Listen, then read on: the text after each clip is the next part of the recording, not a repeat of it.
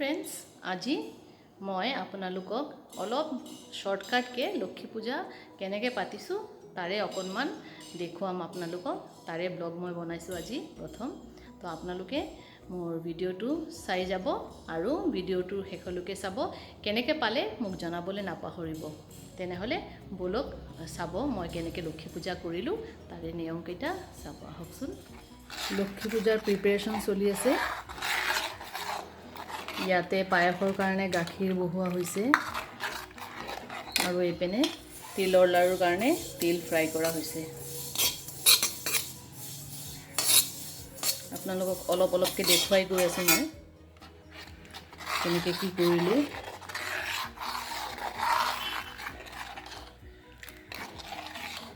ইয়াতে 1 লিটাৰ গাখীৰ বহালো তিলৰ লাৰু বনাবৰ কাৰণে গুড় দিয়া হৈছে আৰু আধা কাপ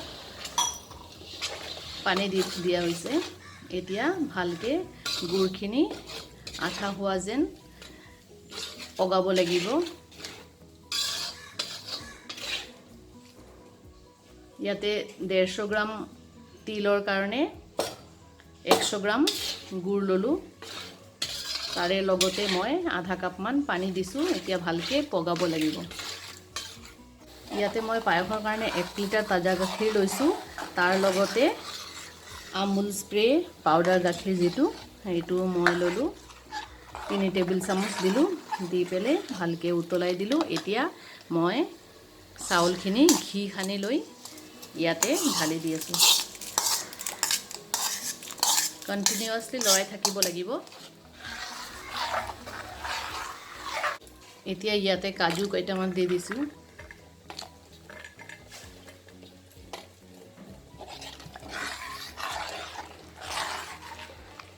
আৰু চাউলখিনি বইল হোৱালৈকে লৰাই থাকিম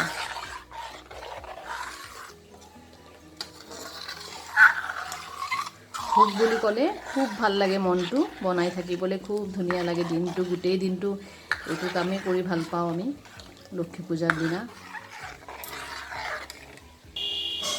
এতিয়া ইয়াতে গুড় পাক হৈ আছে গুড় পাকটো কেনেকৈ হৈছে নে নাই চাব কেনেকৈ চেক কৰিব এনেকুৱা পেলালে যদি খুটাৰ নিচিনা পৰে আৰু এটা সিস্টেম আছে এনেকৈ বাটিত পানী লৈ ইয়াতে লৈ লব চাব ইয়াতে গুট মাৰি আহিছে নে নাই এনেকৈ গুট মাৰি আহিলে তাৰ মানে আমাৰ পাকটো হৈ গৈছে এতিয়া সোনকালে আমাক তিলখিনি দি লব লাগিব একেলগে মই এই গুড়ৰ পাকখিনি দি অকনমান আখৈ পগাই লৈছো আখৈৰ মোৱা বুলি কয় আমাৰ বেঙ্গলী এনেকৈ আখৈ পাক দি লৈ লৈছো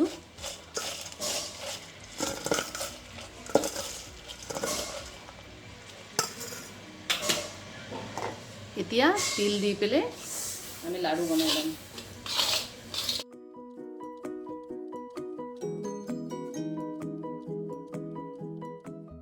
এতিয়া অলপ ঠাণ্ডা হলে আমি সুব পৰা হলে তাৰ পাছত লাড়ুখিনি বনাম তিলৰ লাড়ুখিনি বনাই লৈ গৈ আছো টান হলে আকৌ ঠাণ্ডা হৈ গলে হাৰ্ড হৈ যাব তেতিয়া বনাব নোৱাৰিম এনেকৈ হাতত অলপ ঘি লগাই লৈছো আৰু গৰমে গৰমে বনাই যাব লাগিব তিলৰ লাড়ুৰ বনোৱাৰ মাপখিনি খুব দৰকাৰী যেটো মাপযুক্তটো একদম ধুনীয়াকৈ কৰিব লাগিব নহলে লাড়ুটো ভাল নহয় এনেকৈ মই গোটেইখিনি লাড়ু বনাই আপোনালোকক দেখুৱাম কেনেকৈ বনাইছো পায়সৰ লগে লগে এইপিনে লাড়ু মোৰ হৈ গল তিলৰ লাড়ু আৰু পায়স হৈ আছে এইপিনে মই সবজি ফুৰণ মাৰি আছো আপোনালোকে চাই যাব কিয় কি মই শৰ্টকাট কৰি আছো লক্ষ্মী পূজা সেই কাৰণে মোৰ ঘৰত কোনো নাই লগত কাম কৰিবলৈ অকলে কৰিব লগা হৈছে সেইটো কাৰণে মই সবজি ফুৰণ দিছো এয়া তেজপাত জলকীয়া দিলো আৰু পাঁচ ফুৰণ দিলো মই সোনকালে হোৱাৰ কাৰণে সবজি একেলগত কাটি লৈ বইল কৰি লৈছো এটা কুকাৰত এই চাও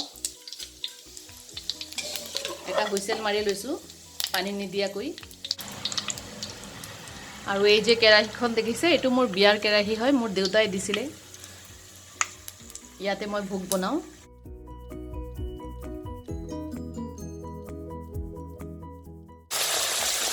সবজি অলপ বইল কৰি ললে খুব সোনকালে হৈ যায়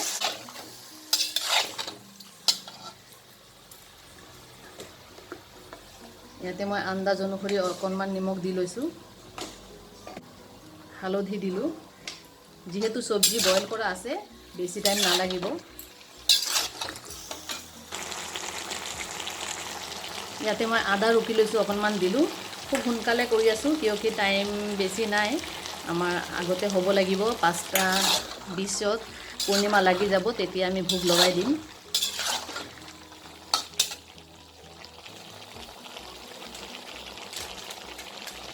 আৰু ইয়াতে মই জিৰা গুড়ি অকণমান দিলোঁ আৰু অলপ জলকীয়া গুড়ি, কালাৰটো ভাল কাৰণে।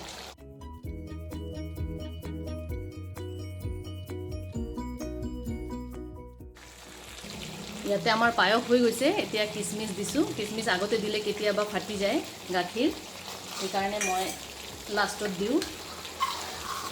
আৰু যিহেতু ভোগ হ'লে আমি কপূৰ দিওঁ আৰু এনে হ'লে ইলাচি গুড়ি দিওঁ।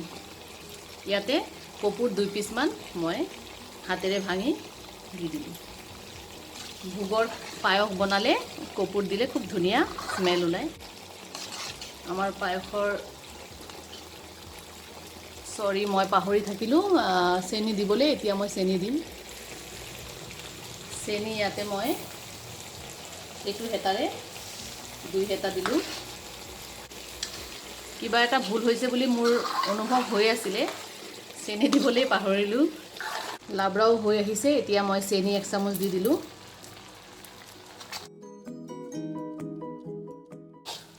আমি লাবৰাত অকণমান মিঠা জ্বলা ভাল পাওঁ, সেইকাৰণে মিঠা অকণমান দিওঁৱেই।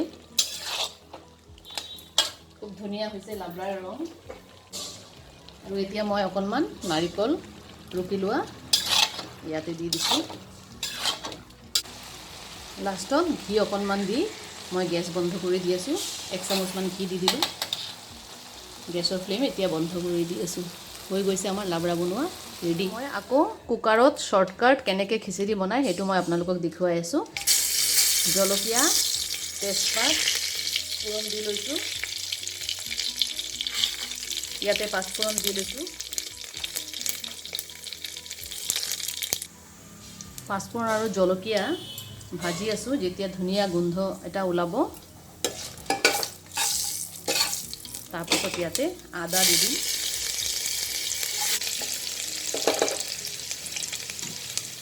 এতিয়া মই ইয়াতে 1.5 কাপ চাউল আৰু জহা চাউল লৈছোঁ আৰু 1.5 কাপ দালি অলপ কেৰাহীত, শুকান কেৰাহীত ভাজি লৈছিলোঁ, মুগ দালি। এইখিনি এতিয়া দি দিছোঁ আৰু লগতে আন্দাজমতে পানী দি ল'ব লাগিব। ইয়াতে মই নিজৰ আন্দাজেৰে নিমখ দিলোঁ, হালধি দিলোঁ, অকণমান জিৰা গুড়ি আৰু তাৰ লগতে কেঁচা জলকীয়া কেইটামান ফালি দিলোঁ। এতিয়া মই 2টা হুইচেল লগাই তাৰপাছত আপোনালোকক দেখুৱাই আছোঁ। এতিয়া মই আকৌ খিচিৰিটো অলপ ফোৰণ দিম। তাৰ বাবে মই অলপ গৰম পানী বনাই লৈছোঁ। কিয়কি কুকাৰত দিলে ইমান পানী একেলগত দিয়া নাযায়, সেইকাৰণে গৰম পানী অকণমান দি। খাবলৈ বেয়া নহয়, আপোনালোকে ট্ৰাই কৰি চাব।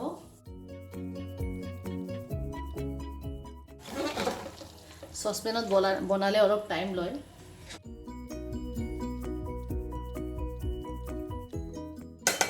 আৰু অকণমান পানী লাগিব। নিজৰ আন্দাজ মতে অলপ দেখি লৈ পানীটো দিব।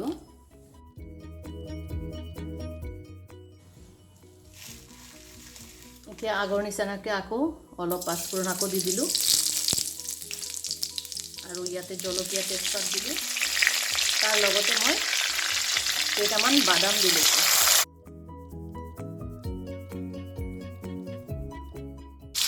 বাদামটো লাহে লাহেকৈ ভাজিব লাগিব যাতে ভালকৈ ভাজ খায়। আৰু অকণমান আদা দিছোঁ।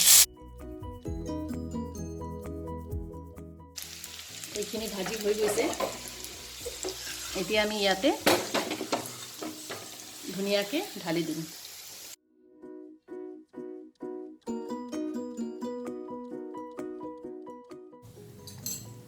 তাৰে লগতে মই ঘি দি লৈছোঁ 1 চামুচ ঘি দিলোঁ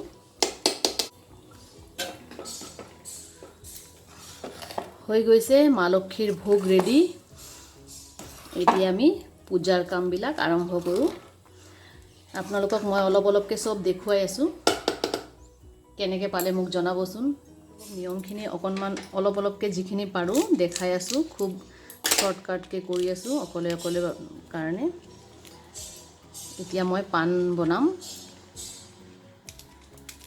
মা লক্ষ্মীক পাণ দিব লাগে আমাৰ বেংগলী নিয়মত মাক পাণ দিব লাগে তাৰে লগতে পঞ্চ দেৱতাক দিব লাগে ব্ৰহ্মা বিষ্ণু মহেশ্বৰ সকলোকে 5 জনক এনেকৈ পঞ্চ দেৱতাক দি তাৰ পাছত মাক যিকোনো পূজা হ'লে পঞ্চ দেৱতা আমাক দিব লাগে আৰু পাণ আমি এনেকৈ বনাওঁ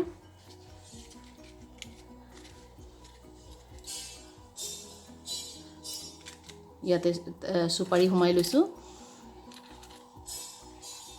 আপোনালোকে তামোল দিয়ে যেনেকৈ আমি তেনেকৈ পাণ সুপাৰি দিওঁ আৰু এখন লৈ লৈছোঁ পাণটো এনেকৈ উল্টা ফালে ল'ব লাগে আৰু এনেকৈ মেৰুৱাই তাৰ পাছত এনেকৈ সুপাৰি সোমাই দি এনেকৈ আঙুলিৰে সোমাই দি পাণৰ খিলিটো বনাব লাগে এনেকৈ পাণৰ খিলি মই সব বনাই ৰেডি কৰি লৈছোঁ এয়া চাওক ৰেডি হৈ গৈছে পাণৰ খিলি এতিয়া মই আপোনাক দেখুৱাম আপোনালোকক পঞ্চপ্ৰদীপ হলিতাটো কেনেকৈ বনায় এনেকৈ কটন হাতত লৈ ল'ব অলপ সৰুকৈ লৈ পেলে ইয়াতে মই ঘিউ লৈ লৈছোঁ ঘিউত এনেকৈ কৰি লাড্ডু বনাই ল'ব লাড্ডু বনাই লৈ হাতেৰে অলপ এনেকৈ কৰি এইটো হলিতা হয় পঞ্চপ্ৰদীপৰ হলিতাটো এনেকৈ বনায় তাৰপাছত আপোনাৰ ইয়াতে ঘি লগাই এটাকৈ এনেকুৱা বহুৱাই দিব আকৌ আৰু এখন দেখুৱাই আছোঁ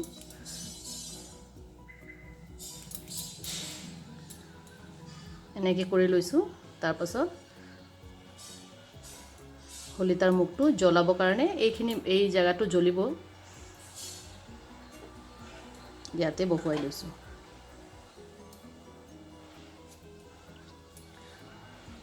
মাক আৰতি কৰিবলৈ এই হলিতাটো বনোৱা হয়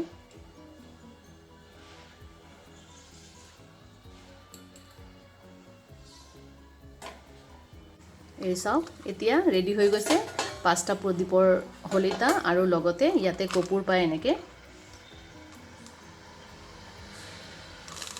এইটো কপুৰ এইটো আমি আৰতি কৰাৰ কাৰণে ৰেডি কৰি ল'লোঁ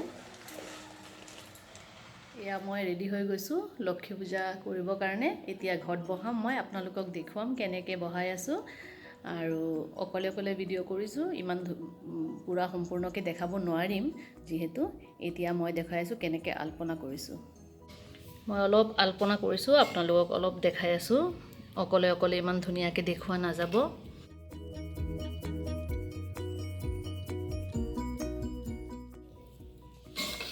এনেকৈ চাউলৰ গুড়ি বনাই লৈছোঁ ইয়াতে কটন লৈ লৈছোঁ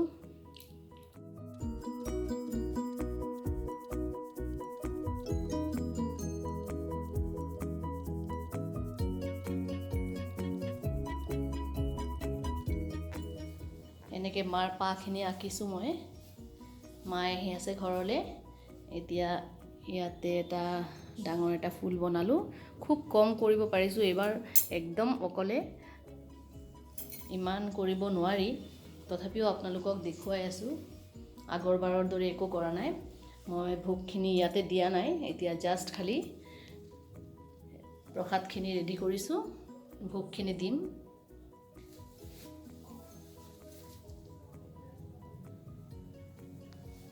এতিয়া মই ঘট বহুৱাম এয়া হৈছে নাৰায়ণৰ ভোগ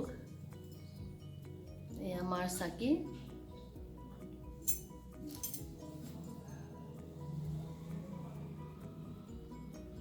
এয়া চাউল দালি আৰু সৰিয়হ আৰু মাৰ সেন্দুৰ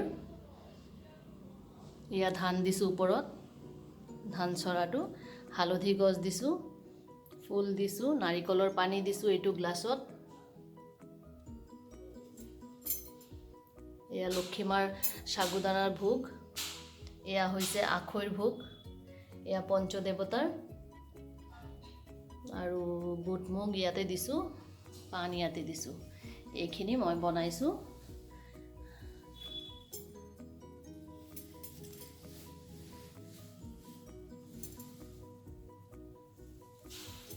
ইয়াতে মোৰ সাই বাবা, এওঁ হৈছে লক্ষীনাৰায়ণ, এয়া মোৰ নাম লোৱা ভগৱান ওম, এওঁক ওমকাৰ বিগ্ৰহ বুলি কয়। এতিয়া লক্ষীমাৰ ঘট স্থাপনা কৰি লৈছোঁ। এয়া হৈছে লক্ষীৰ মাৰ ঘট। এতিয়া মই পাঁচালি পঢ়িম। ওম শ্ৰী শ্ৰী মা লক্ষ্মী দেৱী নমো নমঃ। ওম শ্ৰী শ্ৰী লক্ষ্মী মা দেৱী নমো নমঃ। ওম শ্ৰী শ্ৰী মা লক্ষ্মী দেৱী নমো নমঃ।